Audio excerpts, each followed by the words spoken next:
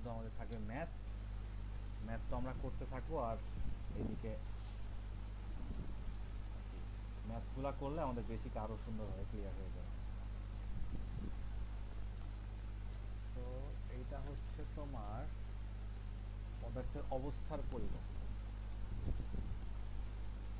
দেখা যাচ্ছে তো আশা করি, না? Yes, sir. অবস্থা তোমাদের বাকিদের তো পারার কথা, এটা আমি তাও একটু ছোট্ট করে বোঝাই দেয়। পরিবর্তন মানে আমরা এতদিন পর্যন্ত দেখছি যে কোনো পদার্থকে যদি চাপ দেওয়া হয়, মানে একটা পদার্থকে আমি তাপ দিলাম, তাপ দিলে এটা তাপমাত্রা বাড়ে, তাই না? তাপমাত্রা বাড়ে, এটা তো খুব স্বাভাবিক জিনিস, তাই তো? তো আমি এখন দেখব পদার্থের তাপ দিলে সবসময় যে তাপমাত্রা বাড়ে না, তাপ দিলে তাপমাত্রা নাও বাড়তে পারে। এটা কিভাবে হয়, বা অবস্থার পরিবর্তনের সাথে কিভাবে তাপমাত্রা জড়িত। আমি ধরো যে ফ্রিজ থেকে একটা বরফ বের করছি, আমাদের ফ্রিজে যে বরফটা থাকে সেই বরফের তাপমাত্রা সাধারণত মাইনাসে হয়, মানে জিরোর থেকে কম হয়। তো আমি এটা ধরলাম -5 ডিগ্রি সেলসিয়াসের বরফ, হ্যাঁ। এটাকে যদি আমি তাপ দেই, তাপ প্রয়োগ করলাম, এই যে তাপ দিলাম, তাপ দিলে কি হবে, এটা তাপমাত্রা তাপমাত্রা বাড়বে, তাপমাত্রা বাড়তে বাড়তে এটা এক সময় 0 ডিগ্রি সেলসিয়াস তাপমাত্রায় চলে আসবে, 0 ডিগ্রি সেলসিয়াস এর বরফে চলে আসবে। হুম, 0 ডিগ্রি সেলসিয়াসের বরফে চলে আসবে। তো আমি যদি আরও তাপ দেই, এখানে কি তাপমাত্রা বাড়ছে, আরও তাপ দিলে কি হবে, এটা তাপমাত্রা আর বাড়বে না, তাপমাত্রা না বেড়ে এখানে অবস্থার পরিবর্তন হবে। এটা ছিল বরফ, এটা হয়ে যাবে হচ্ছে 0 ডিগ্রি সেলসিয়াস তাপমাত্রার পানি। বুঝতে পারছো? এই জায়গাটুকুতে এই জায়গাটুকুতে কোনো তাপমাত্রা বাড়তেছে না, দেখো এই পার্টটুকুতে কোনো তাপমাত্রা বাড়তেছে না, তাপ ঠিকই দিচ্ছি কিন্তু তাপমাত্রা বাড়তেছে না। যখন এই যে আমরা কোনো বস্তুকে তাপ দেই, কিন্তু তাপ প্রয়োগের ফলে তাপমাত্রা না বাড়ে না, কিন্তু বস্তুটা এক অবস্থা থেকে আরেক অবস্থায় চলে আসে, মানে এটা কঠিন ছিল, এটা ছিল কঠিন, হ্যাঁ, এটা হয়ে গেল হচ্ছে তরল, তরল পানি হয়ে গেল। তার মানে তাপমাত্রা পরিবর্তন না করে বস্তুর অবস্থা পরিবর্তন যে ঘটায়, বা যেই তাপটা ঘটায়, এই তাপ তো আমি দিচ্ছি, যেই তাপটা ঘটায় সেই তাপটাকেই বলে হচ্ছে সুপ্ত তাপ। হুম, সুপ্ত তাপ। ঠিক আছে, এটাকে এম দিয়ে এল দিয়ে প্রকাশ করা হয়, ছোট হাতের এল, সুপ্ত তাপ। তার মানে এখানে সুপ্ত তাপ তোমাদের বইয়ে আছে যে আপেক্ষিক সুপ্ত তাপের আপেক্ষিক সুপ্ততাপ বলা আছে। আপেক্ষিক সুপ্ততাপ হচ্ছে কোনো বস্তুর 1 কেজি পরিমাণকে তাপমাত্রা স্থির রেখে এক অবস্থা থেকে অন্য অবস্থায় নিতে পারে, কঠিন থেকে তরল নিতে যে পরিমাণে তাপ লাগে সেটা হচ্ছে ওই বস্তুর সুপ্ততাপ বা আপেক্ষিক সুপ্ততাপ। আপেক্ষিক সুপ্ততাপকে আমি কি বলতে পারি, যে আমি ধরলাম এটা 5 কেজির বরফকে বরফ থেকে পানিতে পরিণত করতে তাপ লাগে হচ্ছে কিউ, এটা 5 না দিয়ে এম দিই, এটা হচ্ছে এম কেজির বরফ, বললাম এটা এম কেজির বরফ, তাপ লাগে হচ্ছে কিউ পরিমাণ। তাহলে 1 কেজির বরফে তাপ লাগবে কত, 1 কেজি বরফে তাপ লাগবে হচ্ছে তোমার কিউ বাই এম। তাহলে এই কিউ বাই এমকেই বলে সুপ্ত তাপ। তার মানে এল ইকুয়াল টু আমি বলতে পারি কিউ বাই এম, হ্যাঁ, এটাকে বলে হচ্ছে সুপ্ত তাপ বা আপেক্ষিক সুপ্ত তাপ। সুপ্ত তাপ এটাকে বা আপেক্ষিক সুপ্ত তাপ বলে, আপেক্ষিক সুপ্ত তাপ। তাহলে এটা থেকে আমি আবার লিখতে পারি না, তাহলে আমি Q equal to M L, এটা লিখতে পারি, ছোট হাতের এল হবে এটা, কি এম এল লিখতে পারি। তার মানে আমার তাপমাত্রা পরিবর্তন না করে পদার্থের পরিবর্তন করতে, আসছে তাপমাত্রা পরিবর্তন না করে পদার্থের অবস্থার পরিবর্তন করতে যেই তাপটা লাগে সেটাই হচ্ছে আপেক্ষিক সুপ্ত তাপ। আর 1 কেজি পদার্থের যে তাপ লাগে তাকেই আসলে মূলত আপেক্ষিক সুপ্ত তাপ বলে।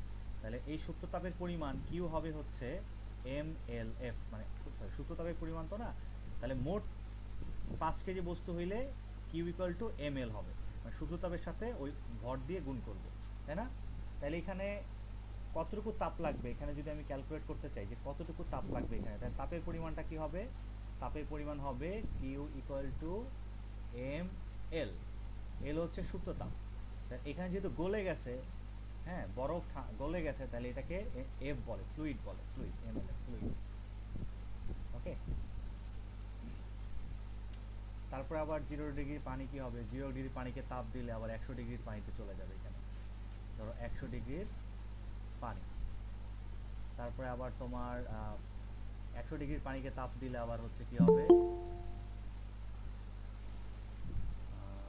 কি আসছে দেখি।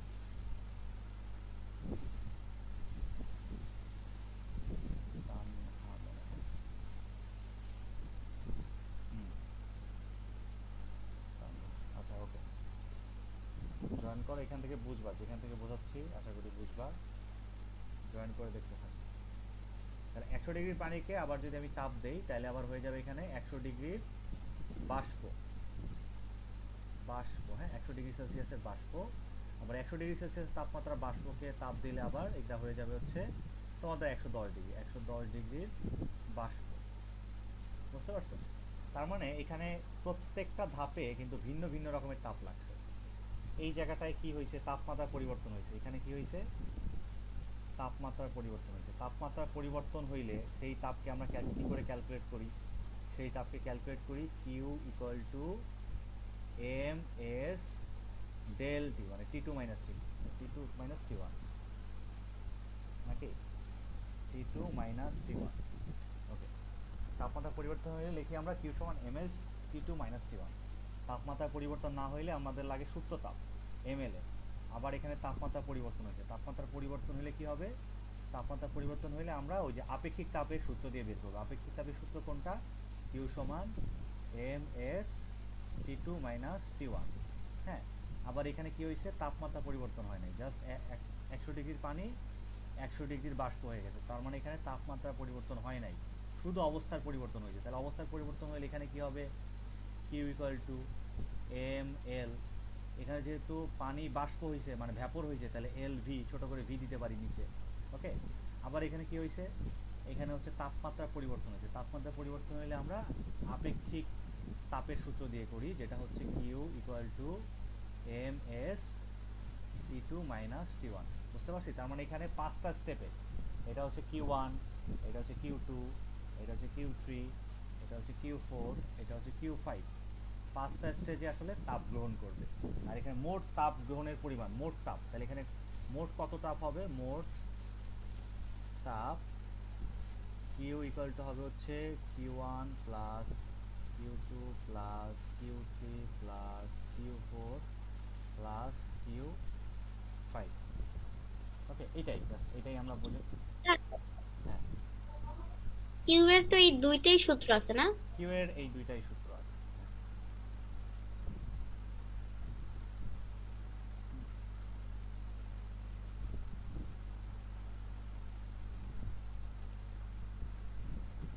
আবার তাপ ধারণ ক্ষমতা টমতা আছে, সেখানে তাপ ধারণ ক্ষমতা থেকেও কিউ বের করা যায়, কিন্তু কোনো উপাদান থেকে কিউ বের করার সূত্র এই দুইটাই। একটা হচ্ছে তাপমাত্রা পরিবর্তনের জন্য, আর একটা হচ্ছে তাপমাত্রা পরিবর্তন না এর জন্য, মানে যেটা অবস্থার পরিবর্তনের জন্য।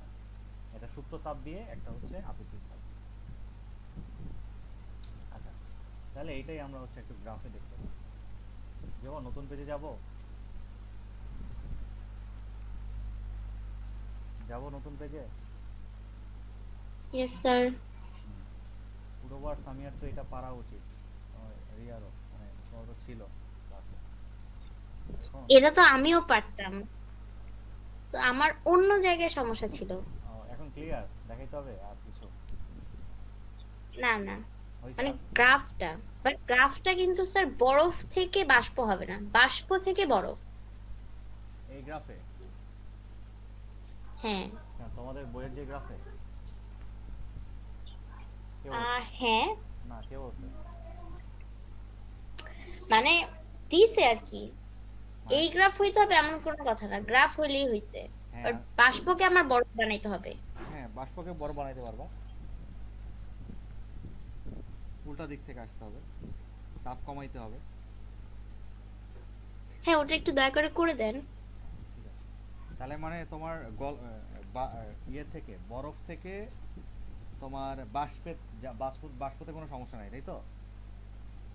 হ্যাঁ। ঠিক আছে, তাইলে আমরা এখন তুমি যেটা বলতেছো আর কি আমরা সেটা করার চেষ্টা করব। এই জন্য চলে আসছে দেখি রাফা। এই রাফা কেমন আছো? রাফা এই তো স্যার, আজ, স্যার বাইরে ছিলাম। আচ্ছা বুঝছি, তুমি আজকে অনেকক্ষণ ওয়েট করছো না? ইয়েস স্যার, এখন অনেকক্ষণ। অনেকক্ষণ আমার তো কোচিং ছিল। হ্যাঁ আমি বুঝতে পারছি, এর জন্য আসলে আমি একটা ফোন দিতা কারোর কাছ থেকে ফোন নিয়ে, বা অনেক স্যার তো ছিল। আমি স্যার, আলম স্যারকে ফোন দিছিলাম, আলম স্যার বললো আমি এখন বেরোয় যাব, তো আর কি তোমাদের জানাই দেওয়ার জন্য স্যার তখন আর কি। আপনি কল দিয়ে আপনাকে কল দিছিলাম, আপনি কি কল কেটে দিছেন? আমি কাটি নাই, ওই তো কেটে দিল। আমি আবার সেটা আমি তো স্যার আমি 2বার ফোন দিয়েছি। জি স্যার, আমি উরোবা। ও এই অনেকবার করে কল দিছে, আপনি কল কেটে দিছেন। না না না, একবার কল ওই ওর ফোন থেকে কেটে গেল, আমি সেটা ব্যাক করতে যাচ্ছিলাম, ব্যাক তো করলাম, ও ব্যাক করতে গিয়ে আবার মনে হয় ইয়ের আম্মু ফোন দিয়েছে। হ্যাঁ, পুরোবার আম্মু ফোন দিছে কি, তারপরে তুমি তোমার আম্মুকে দিছো নাকি? স্যার আপনাকে 2বার দেওয়ার পর দেন আম্মুকে দিচ্ছি। আমাকে দুইবার কল আসে না, আমার কাছে একবার কল আসছে, আমি ওইটা ব্যাক করতে যাচ্ছি তখন আর তোমার আম্মু ফোন দিছে। তোমার আম্মুর সাথে কথা বলে আমি মনে হয় ভুলে গেছি, আর ওইটাতে ব্যাক করতে ভুলে গেছি, বুঝছো? কারণ আমিও কল আসছে একাই কেটে গেছে, আমি কাটি নাই, ওটা জাস্ট কল আসলো আর কেটে গেল, আমি ওটা ব্যাক করতে গেলাম, নেটওয়ার্ক ইস্যু হইতে পারে। আর তোমার আম্মুর ফোন আসছে, আম, এরকমই কিছু একটা। মানে আমিও ভাবছি যে হয়তো মানে কোনোভাবে তোমরা নিউজ পাচ্ছ না যে আমি আসলে পড়াবো না। যাক, স্যার যাই হোক। আপনার যখন পড়ার টাইম ছিল 12টার সময়, এরকম মানে কোনো বৃষ্টিই ছিল না, হ্যাঁ হ্যাঁ, কিন্তু পড়াইতে পারছি না। আমি পরে দেখলাম যে 12টার সময় বৃষ্টিই নাই, কিন্তু 11টাই হ্যাঁ ছিল। হ্যাঁ। 11টার দিকে ছিল বৃষ্টি, বুঝছি 11:10-15 পর্যন্ত ছিল। আচ্ছা যাই হোক, মানে একটা মিসম্যানেজমেন্ট হয়েছে, এটা আশা করি পরের বার থেকে ভালো মতো খেয়াল রাখবো। যদি এরকম দু একজন চলে যাও, দরকার ওদের একা গিয়ে পড়ে আসবো, ঠিক আছে?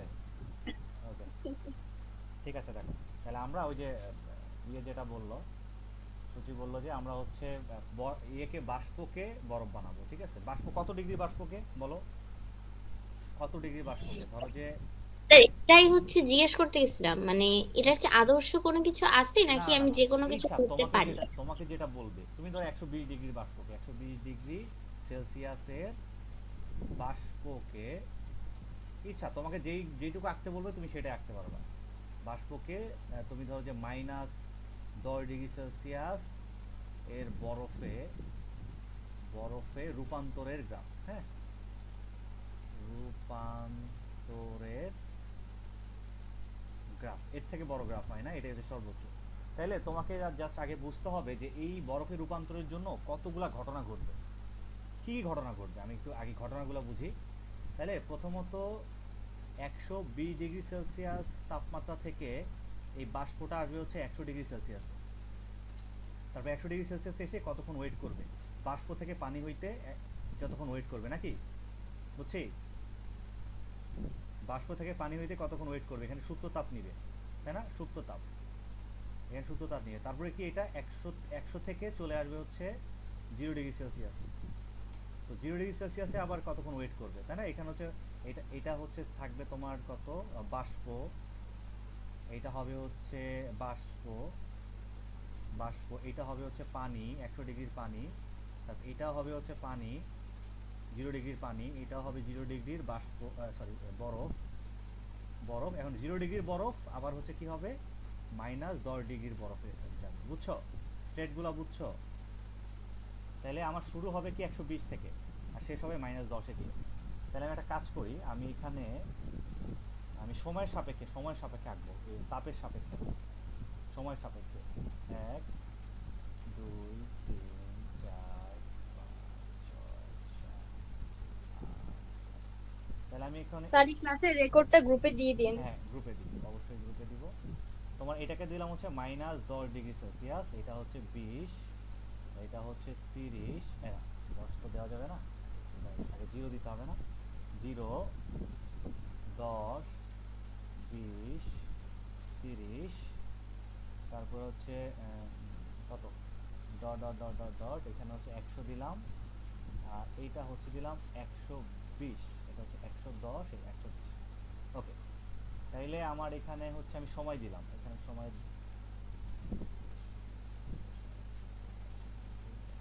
তাপেরও করা যায়, সময়ের ক্ষেত্রেও করা যায়। এটা সময় দিলাম, এটা সময়, এটা হচ্ছে তাপ, তাপমাত্রা, তাপমাত্রা, তাপমাত্রা ডিগ্রি সেলসিয়াস ব্র্যাকেট দিতে হয়, আর সময় হচ্ছে মিনিট ধরো। এটা হচ্ছে তোমার 5, 10, 15, 20, 25, 30, 40, 50, 60।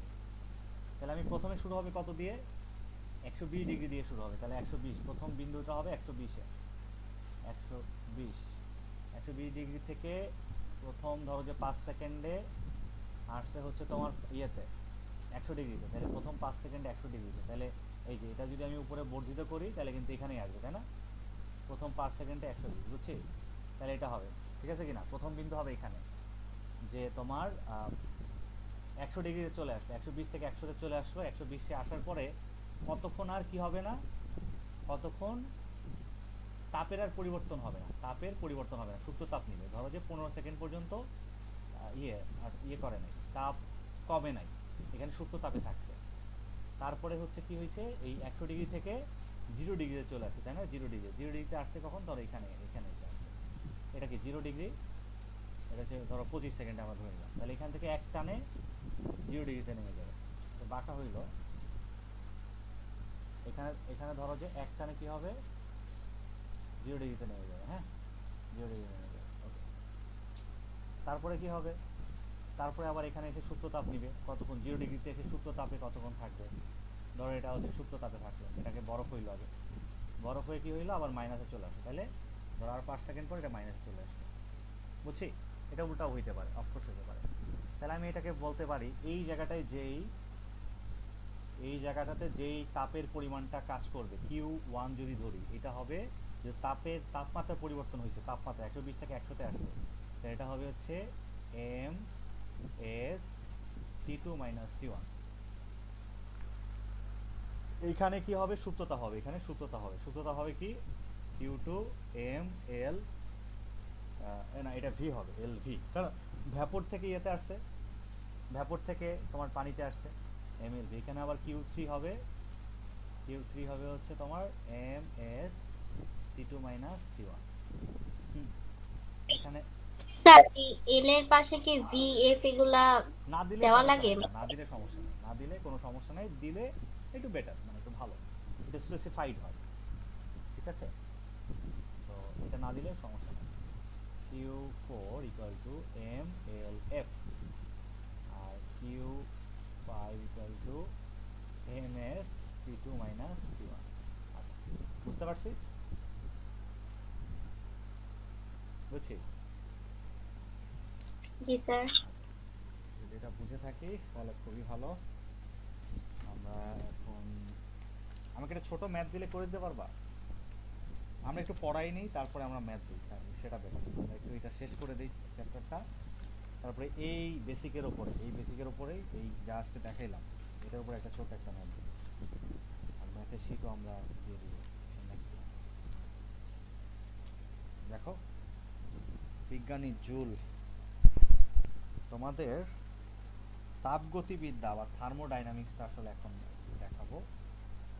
আমি বইটা একটু দেখে বের করি, দেখাতে পারবো।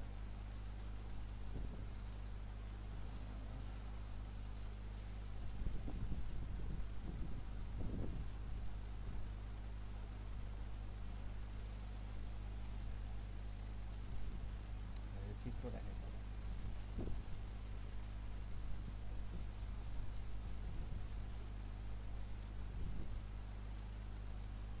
আচ্ছা ঠিক আছে।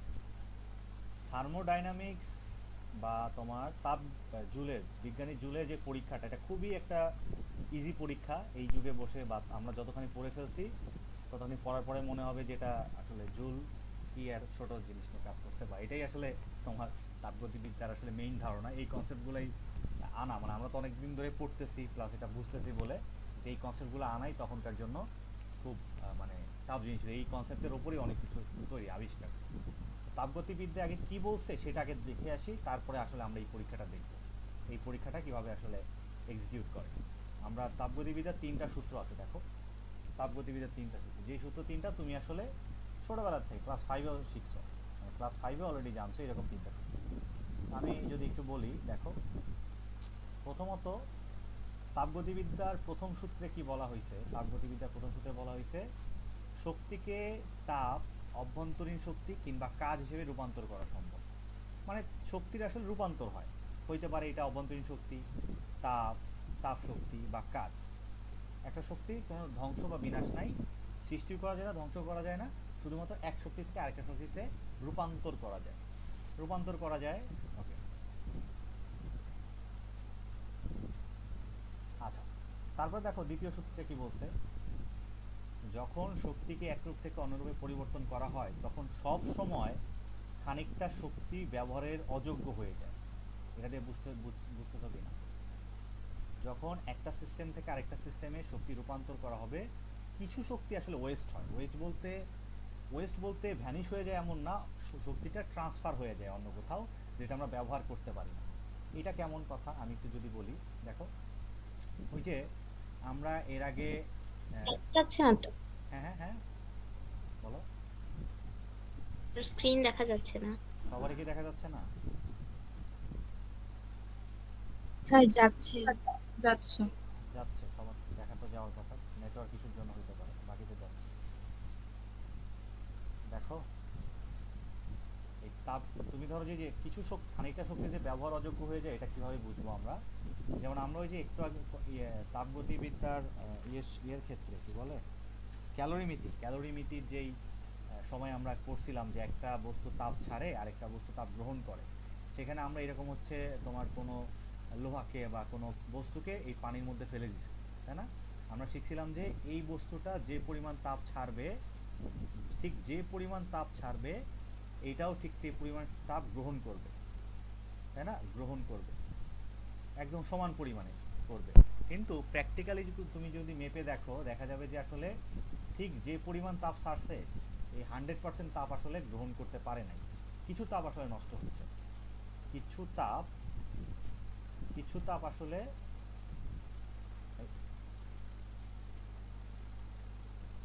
আচ্ছা, কিছু তাপ আসলে দেখা যায় যে কোনো ইয়ে পাওয়া যাচ্ছে, মানে এটা যে তাপ ছাড়ছে সেটা মেপে যদি দেখো, যা গ্রহণ করে যদি মেপে দেখো, দেখবে যে কিছু তাপ আসলে কম পড়তেছে, হালকা কিছু তাপ। কেন কম পড়তেছে? কারণ কিছু তাপ তো এখানে আসলে নষ্ট হবে। কীভাবে নষ্ট বলতে অন্য তাপ শক্তিতে রূপান্তর হবে। কেমনে দেখো, তুমি যদি এই যে লোহার বস্তুটা, এটাকে যদি ঠাস উপর থেকে ছাড়ো, তাহলে একটা সাউন্ড পাওয়া যাবে না? এখানে যদি তুমি ছেড়ে দাও তাহলে এই পানির মধ্যে একটা সাউন্ড হবে না টাস করে? হ্যাঁ, তাহলে এই শব্দটা কোথা থেকে আসলো? শব্দটা একটা শক্তি না? এই শক্তি হয়েও তো কিছু শক্তি নষ্ট হয়ে যাবে, হবে না? এই জি শক্তি স্যার। হিসেবে কিছু শক্তি নষ্ট হয়ে যাবে। তো এইরকমই আসলে শক্তি, তুমি যখন একটা শক্তি থেকে আরেকটা শক্তিতে স্থানান্তর করবা, কিছু কিছু শক্তি এমনি নষ্ট হয়ে যায়। তোমার এর আগে আমরা ওই যে সংরক্ষণশীলতার সূত্র পড়ছিলাম, শক্তির সংরক্ষণশীলতার নীতি। তো সেখানেও দেখা যায় যে তোমার হচ্ছে আগের বইগুলোতে ছিল কিছু এক্সাম্পল, যে তোমার দুইটা গাড়ির যদি তোমার ইয়ে হয়, এক সংঘর্ষ হওয়ার পরে এই দুইটার গাড়ির আগের যে শক্তি পরের যেই শক্তি সমান থাকে, বুঝতে পারছো? তো দেখা যায় যে তারপরেও দুইটার শক্তি সমান হয় না। কেন হয় না? তুমি যখন দুইটা গাড়ির সংঘর্ষ হয় তখন কিন্তু তাপ শক্তি উৎপন্ন হয়, মানে গরম হয়ে যায় জায়গাটা, আগুন লেগে যেতে পারে, আলোক শক্তি হতে পারে, আগুন লেগে যেতে পারে, তাপ শক্তি হয়, অনেক সাউন্ড শোনা যায়, যেটা সংঘর্ষ হইলে অনেক জোরে শব্দ হয়। তো এই শক্তিগুলো কোথা থেকে আসে? কোনো না কোনো গাড়ি থেকে তো এই শক্তিটা আসলে বের হয়ে আসছে, তাই না? তো এইভাবে আসলে কিছু শক্তি ব্যবহারের অযোগ্য হয়ে যায় সবসময়। তো তৃতীয় সূত্রে বলছে পরম শূন্য তাপমাত্রাটা মনে হয় তোমাদের কাছে নতুন। পরম শূন্য তাপমাত্রা নিয়ে কি কথা বলছি তোমাদের সাথে? স্যার বলছিলেন। ওই যে ইয়ে পড়াইতে গিয়ে মনে হয় গ্যাস পড়াইতে গিয়ে না, পরম সূত্রের কথা বলছি। তারপরে আমরা একটু পরম সূত্রটা একটু দেখাই। এটা আসলে খুবই সুন্দর জিনিস। দেখো পরম শূন্য তাপমাত্রা কত ডিগ্রি বলো তো? কে বলতে পারবা দেখি? পরম শূন্য তাপমাত্রা মানে কত ডিগ্রি সেলসিয়াস?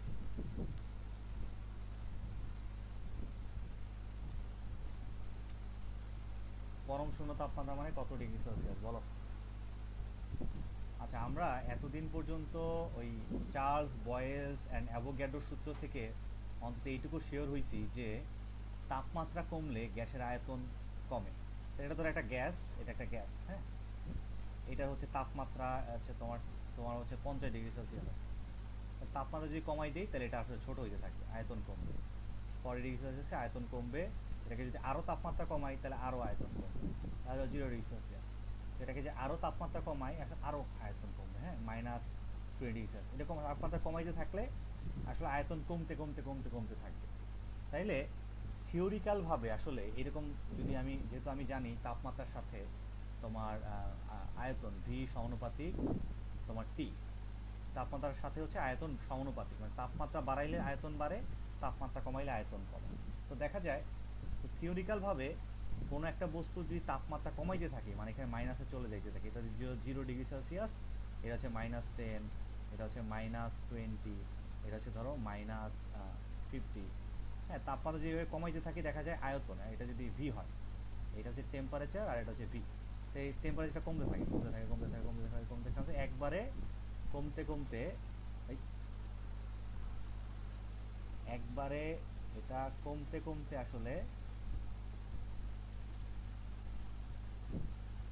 একবারে কমতে কমতে একদম আয়তনটা নিয়ার টু শূন্য বা শূন্য হয়ে যায়, ভি সমান শূন্য হয়ে যায়।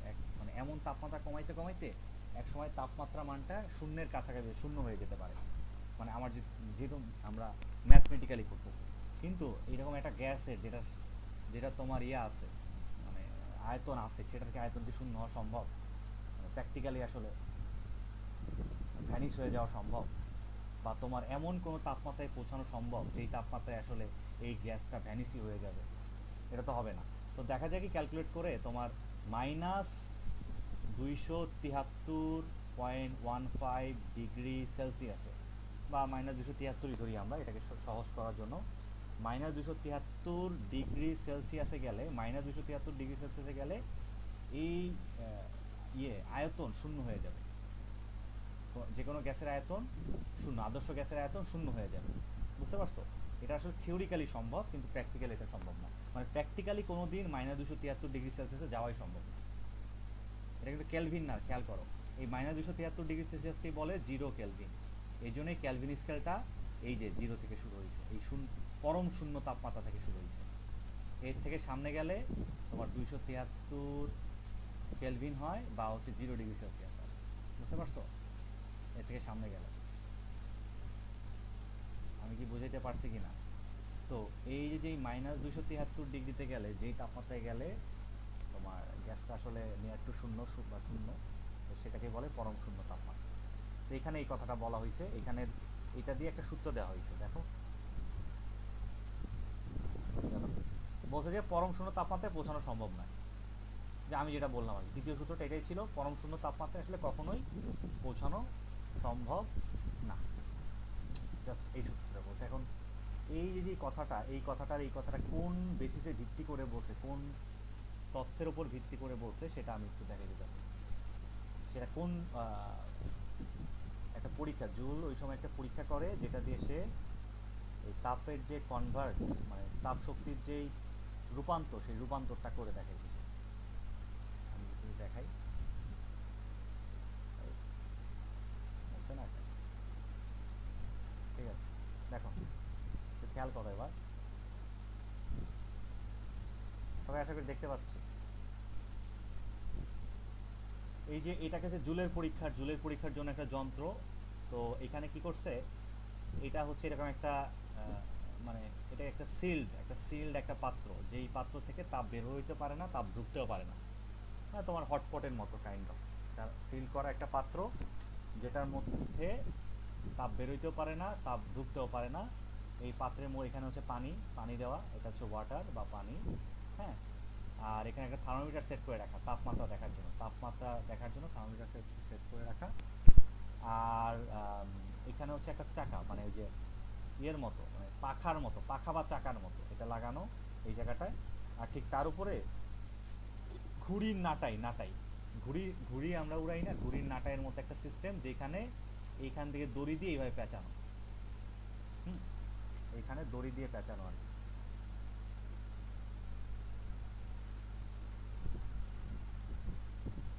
এখানে আসলে এইটা এসে এইভাবে পেঁচায় পেঁচায় আছে, হ্যাঁ, এ পেঁচায় আছে আর কি। তো পেঁচায় থাকলে কি হবে, আমি যদি এখানে একটা নির্দিষ্ট পরিমাণ ভর, ধরো এম কেজি, হলুদ দেখা যাচ্ছে না, আমি একটা নির্দিষ্ট পরিমাণ ভর এটাকে যদি এম কেজি পরিমাণে ভর ঝুলাই দিই, তাহলে খুব স্বাভাবিকভাবেই এখানে হচ্ছে এখানে একটা তার ঝুলানো, দড়ি দিয়ে একটা ভর ঝুলানো এখানে। আর পুলি কিছুই না, পুলি তোমার যাতে এটাকে খুব সহজে ঝুলে যেতে পারে, মানে আটকে না থাকে, এর জন্য এখানে একটা মেকানিজম করে রাখা, বেয়ারিং দিয়ে। তো আমি যদি এখানে এম কেজি ভর ঝুলাই, এই ভরটার কারণে আর অভিকর্ষ ত্বরণের কারণে এই বস্তুটা নিচের দিকে নেমে আসবে না। অভিকর্ষ ত্বরণের কারণে এই বস্তুটা আসলে নিচের দিকে নেমে আসবে, নিচের দিকে, ধরো এই নিচের দিকে নেমে আসবে।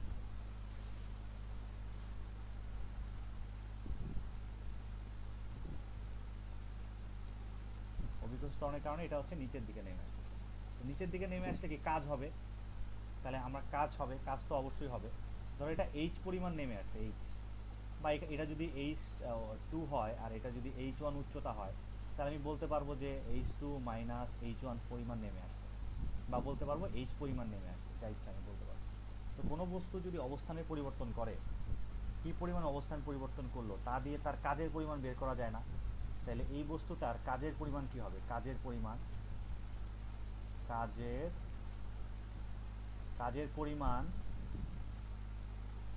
W, কাজের পরিমাণ যদি আমি W ধরি, W সমান আমি কি জানি, FS,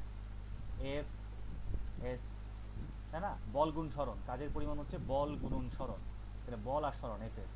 তাই F কে আবার কি লেখা যায়, এটা যেহেতু অভিকর্ষ ত্বরণের প্রভাবে নিচের দিকে পড়তেছে, তাহলে F সমান M এ লেখা যায় না, M A লেখা যায়, এর বদলে আমি লিখে দিলাম G,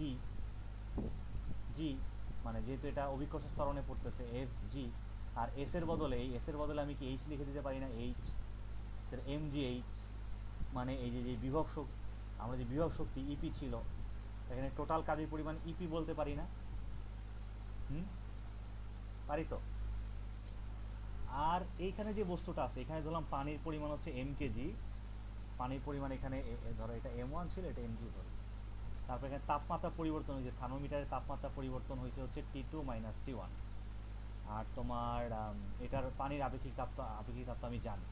তাহলে এইখানে এটা যদি নিচের দিকে নামে, এই নাটায়ের চাকা যদি ঘোরে, তাহলে এই পানির মধ্যে যে সংঘর্ষ ঘটে, মানে মৌলিক এই অণুগুলোর মধ্যে সংঘর্ষ ঘটে পানিটা একটু গরম হয়ে যাবে আগে থেকে, মানে পানির তাপটা একটু বেড়ে যাবে, মানে আগে যে পানির তাপমাত্রাটা যেটা ছিল, তাপমাত্রাটা একটু বেড়ে যাবে, যেহেতু এই নাটাইটা আসলে ঘুরতে থাকবে, সাথে এটার মধ্যে সংঘর্ষ হইতে থাকবে।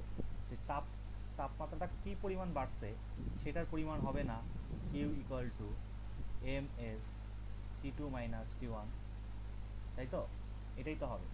এখন আমি যেহেতু বলছি যে সমস্ত পরিমাণ দেখা যাবে কি, এই যে তাপমাত্রা বাড়লো Q, এই Q আর এই যে W, এই Q আর W সমান হয়, বুঝতে পারছো, যেহেতু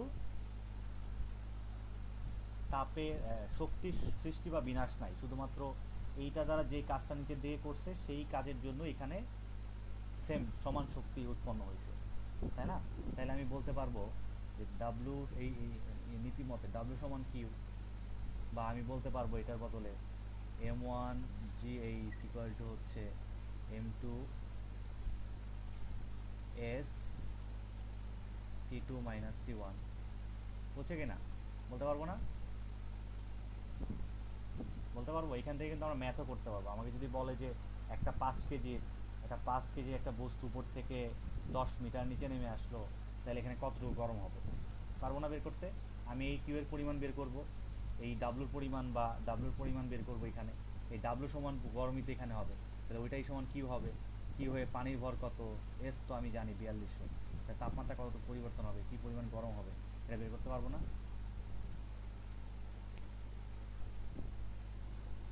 পারবো। Sir W equals to Q কিভাবে, এটা একটু আবার বলবেন? আচ্ছা, W ইকুয়াল টু কিউ, আমাদের তাপগতিবিদ্যার সূত্র থেকে আমরা কি জানি, শক্তির সৃষ্টি বা বিনাশ হয় না, শুধুমাত্র এক শক্তি আরেকটা শক্তিতে রূপান্তরিত হয়। তাহলে এখানে যে উপর থেকে নিচে নামার সময় এই ভরটা যান্ত্রিক শক্তির কাজ না, মানে এটা একটা বিভব শক্তি ছিল, বিভব শক্তি বা যান্ত্রিক শক্তি তো বিভব শক্তি তো যান্ত্রিক শক্তিরই একটা পার্ট। তো উপর থেকে নিচে নামলে একটা বিভব শক্তি কাজ করবে বা যান্ত্রিক শক্তি কাজ করবে।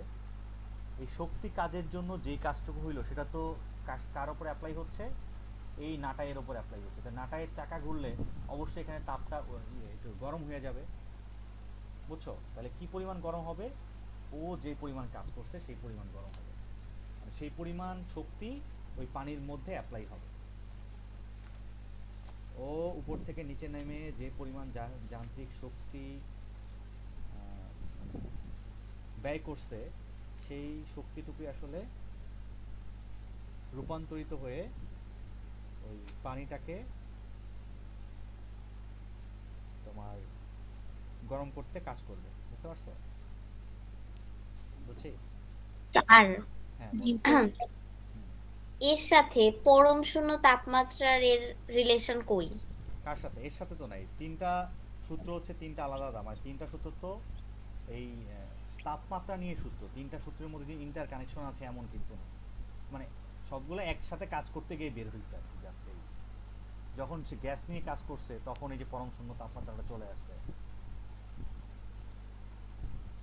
মানে এই চাকার সাথে ওই 3 নাম্বার সূত্রে রিলেশন আছে এরকম তুমি করতে যাও না। মানে এই চাকা দিয়েই যে 3 নাম্বার সূত্র আনছে এমন না, এই চাকা দিয়ে আনছে তোমার এই যে 1 নাম্বার সূত্র, যে সমস্ত বিনষ্ট হয় না আর হচ্ছে তোমার ইয়ে হয় না, কি বলে, রূপান্তর করা যায়, শুধুমাত্র 1 নাম্বার।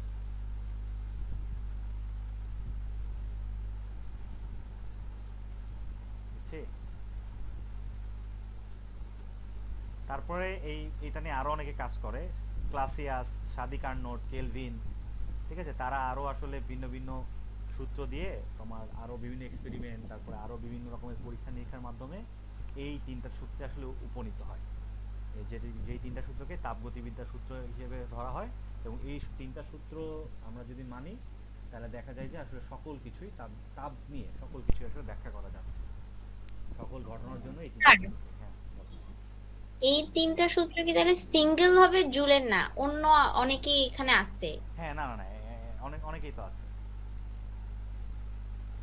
তাপগতিবিদ্যার সূত্র যে শুধু জুল দিছে এমন না, সে কাজ শুরু করছিল, সে প্রথমে একটা ধারণা আনছে, তারপর এটা নিয়ে আরো অনেকে এটা নিয়ে কাজ করছে, কাজ করে দেখছে না এটা আসলে এবার বারবার হচ্ছে, দুইটা তাপ সমান হয়, তাহলে তারা সবে মিলে আসলে মানে এই সূত্রে উপনীত হয়েছে। তবে এক সময় ভাবা হইতো, ওই যখন ক্যালোরির সময় ছিল, হ্যাঁ, তো ক্যালোরির সময় যখন ছিল তখন ভাবা হইতো যে এই তাপ যখন প্রবাহিত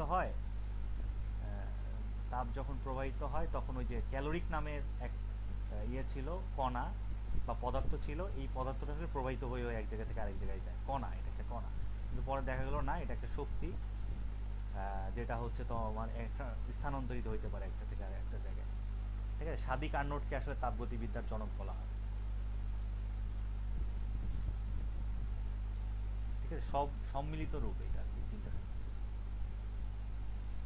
তো এখন আরেকটা ছোট জিনিস আছে, এই তিনটা সূত্র দেওয়ার পরে, হ্যাঁ, তিনটা সূত্র দেওয়ার পরে আরো কিছু বিষয় নিয়ে আলাপ আলোচনা হয়। আলাপ আলোচনা হওয়ার পরে দেখা যায় যে এই তিনটা সূত্র ছাড়া আরেকটা সূত্র তাদেরকে আসলে আম, ইয়ে বিবেচনায় আনার দরকার ছিল, আরেকটা জিনিস তাদের এখানে বিবেচনায় আনার দরকার ছিল। সেই সূত্রটা আসলে আসে সামনে, তারপরে সেটা করা হয় কি, সেটা একটা গুরুত্বপূর্ণ সূত্র হয়, তাকে 4 নাম্বার সূত্র না বলে তাকে বলে তাহলে আমি নতুন সূত্রটা হচ্ছে 0তম সূত্র।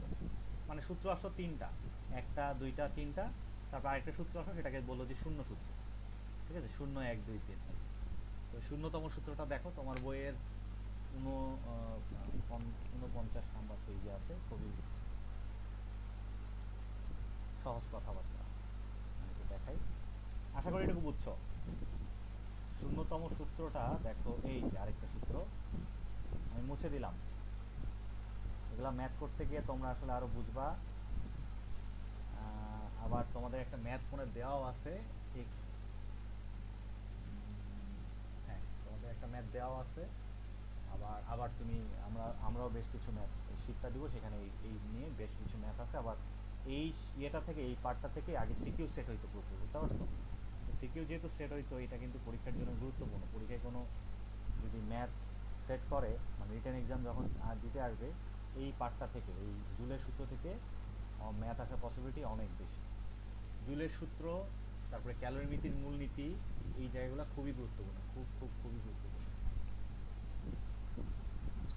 ঠিক আছে, দেখো আর ছোট একটু, যে তাপগতিবিদ্যার শূন্যতম সূত্র।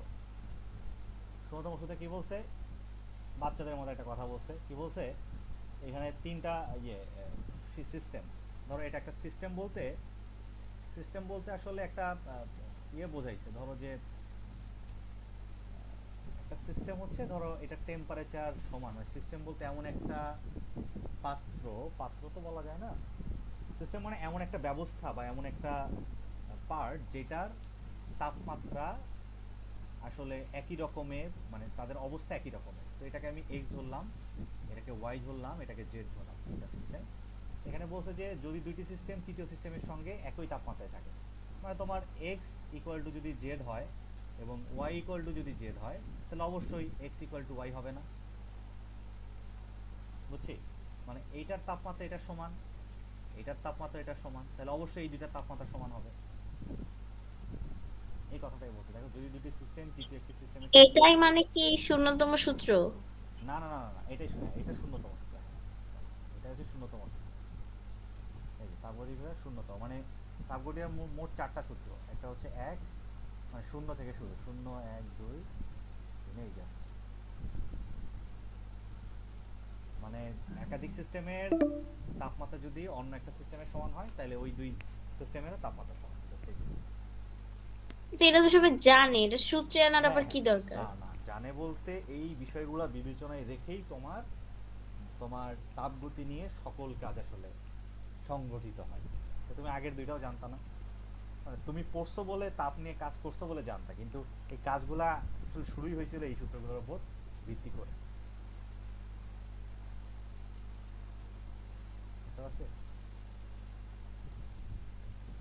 তাহলে আমরা মোটামুটি তাপগতিবিদ্যা খতম দিলাম, থিওরি পার্টটা। আমরা ম্যাথের শীট দিয়ে কিছু ম্যাথও দেখাই দিব, যেগুলো তোমাদের একটু কষ্ট হইতে পারে, সেগুলা দেখাই দিয়ে একই টাইপের ম্যাথ হোমওয়ার্ক দিব, তারপর করবা, এগুলো প্রবলেম থাকে সলভ করব। আর কারো কিছুতে সমস্যা থাকলে আমাকে তো জানাও, আমরা আজকের মতো এই অধিবেশন শেষ করবো আর কি। বলো,